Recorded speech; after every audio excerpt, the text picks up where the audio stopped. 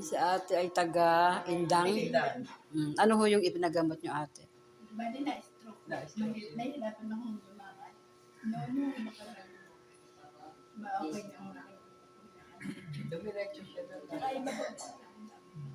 Ngayon no, okay na ho.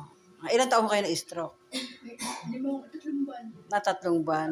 Nung unang pumunta kayo rito, hirap kayong lumakad. Ay, galit na galit na. Doktor nga, ito ang sabi. Napakadali ka makarecover nung nagpa-check up siya. Nanggaling na ho siya dito. Tumayo ka ate, ilang, ano, Tsaka pati yung direction na hindi na. diretso na lumakad. Ilang hipo lang ho kayo? Isang hipo lang. Punta niya dito, iba na kami. Isang hipo lang siya, hirap na siya lumakad noon. Ngayon, okay na. Oo nga. Pero meron talagang napakabilis na Kami ulit kalapit sa Panginoon. yun ho ang maganda.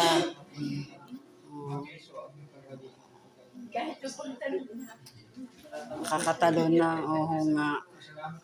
Ay, talagang nagpasalamat kami na pati asawa ko.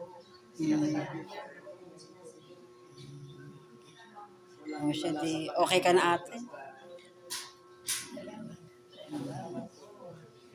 Yan ho, isang na-stroke siya.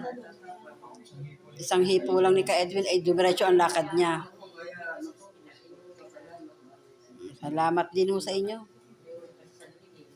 Kung kami may makikita matubay na Mhm. kaya lang, dapat tayo nananampalataya. Oo, kasama ho ang pananampalataya talaga. Diyos ay una sa lahat.